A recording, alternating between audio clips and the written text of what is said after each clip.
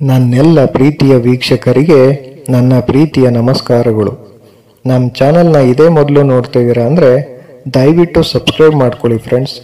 ಮುಂಚೆಯಿಂದ ನೋಡ್ತಾ ಇದ್ದೀರಾ ಆದರೂ ಸಬ್ಸ್ಕ್ರೈಬ್ ಆಗಿಲ್ಲ ಅಂದರೆ ದಯವಿಟ್ಟು ಸಬ್ಸ್ಕ್ರೈಬ್ ಮಾಡ್ಕೊಳ್ಳಿ ಫ್ರೆಂಡ್ಸ್, ಸಪೋರ್ಟ್ ಮಾಡಿ. ಆಚಾರ್ಯ ಚಾಣಕ್ಯರು ಜೀವನದ ಪ್ರತಿಯೊಂದು ಅಂಶಗಳ ಬಗ್ಗೆ ವಿವರವಾಗಿ ವಿವರಿಸಿದ್ದಾರೆ. ಮಾನವ ಕಲ್ಯಾಣಕ್ಕಾಗಿ ಚಾಣಕ್ಯ ನೀತಿಯನ್ನು ರಚಿಸಿದ್ದಾರೆ. ಜನರ ನಡುವೆ ಸಮಾನತೆ ಕಾಪಾಡುವ ಬಗ್ಗೆ ಚಾಣಕ್ಯರು ಮಾರ್ಗದರ್ಶನ ನೀಡಿದ್ದಾರೆ. ತಮ್ಮ ನೀತಿಶಾಸ್ತ್ರದಲ್ಲಿ ಮಾನವ ಜೀವನದ ಹಲವು ಅಂಶಗಳನ್ನು ಆಳವಾಗಿ ವಿವರಿಸಿದ್ದಾರೆ. ಚಾಣಕ್ಯ ನೀತಿ ಇಂದಿಗೂ ಪ್ರಸ್ತುತ. ತಮ್ಮ ನೀತಿಗಳಲ್ಲಿ ಸದ್ಗುಣಗಳ ಬಗ್ಗೆ ವಿವರವಾಗಿ ಉಲ್ಲೇಖಿಸಿರುವ ಆಚಾರ್ಯ ಚಾಣಕ್ಯರು ಅದನ್ನು ಪಾಲಿಸುವಂತೆ ಸಲಹೆ ನೀಡಿದ್ದಾರೆ. ಸದ್ಗುಣಗಳು ಇರುವ ಜನರೊಂದಿಗೆ ಲಕ್ಷ್ಮೀ ದೇವಿಯು ಸಂತೋಷವಾಗಿ ನೆಲೆಸುತ್ತಾಳೆ ಎಂದು ಅವರು ಹೇಳಿದ್ದಾರೆ. ತಿನ್ನುವ ಅನ್ನವನ್ನು ಗೌರವಿಸಿ.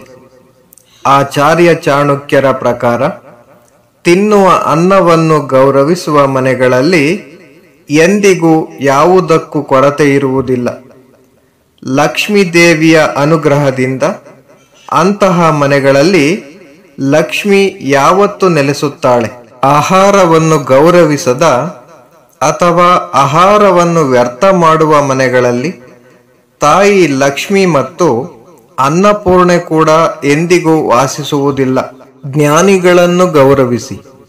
ಮನುಷ್ಯನು ಯಾವಾಗಲೂ ಜ್ಞಾನಿಗಳ ಸಹವಾಸವನ್ನು ಇಟ್ಟುಕೊಳ್ಳಬೇಕು, ಅಲ್ಲದೆ ಅವರನ್ನು ಗೌರವಿಸಬೇಕು. ಆಚಾರ್ಯ ಚಾಣಕ್ಯ ಅವರು ಜ್ಞಾನವುಳ್ಳ ವ್ಯಕ್ತಿಯನ್ನು ಗೌರವಿಸುವ ಮನೆಗಳಿಗೆ ಲಕ್ಷ್ಮೀ ದೇವಿ ಭೇಟಿ ನೀಡುತ್ತಾರೆ ಎಂದು ಹೇಳುತ್ತಾರೆ. ಜ್ಞಾನಿಗಳು ಸರಿಯಾದ ಮಾರ್ಗವನ್ನು ಅನುಸರಿಸಲು ನಿಮ್ಮನ್ನು ಪ್ರೇರೇಪಿಸುತ್ತಾರೆ.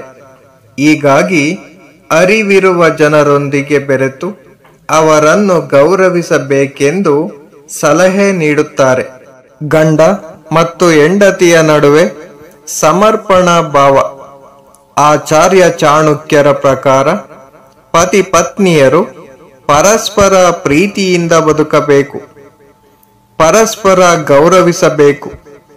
ಪ್ರೀತಿ ಮತ್ತು ಗೌರವ ತುಂಬಿರುವ ಮನೆಗಳಲ್ಲಿ ಯಾವಾಗಲೂ ಶಾಂತಿಯ ವಾತಾವರಣವಿರುತ್ತದೆ. ಶಾಂತಿ ತುಂಬಿರುವ ಮನೆಯಲ್ಲಿ ಲಕ್ಷ್ಮೀ ದೇವಿ ಹುಡುಕಿಕೊಂಡು ಬರುತ್ತಾಳೆ. ಪರಸ್ಪರ ಗೌರವವಿಲ್ಲದ ಮನೆಗಳಲ್ಲಿ ಬಡತನ ಹೆಚ್ಚುತ್ತದೆ.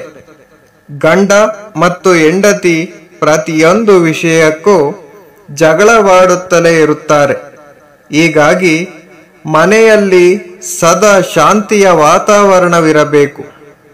ಪತಿ ಪತ್ನಿಯರು ಪರಸ್ಪರ ಗೌರವದಿಂದಿರಬೇಕು.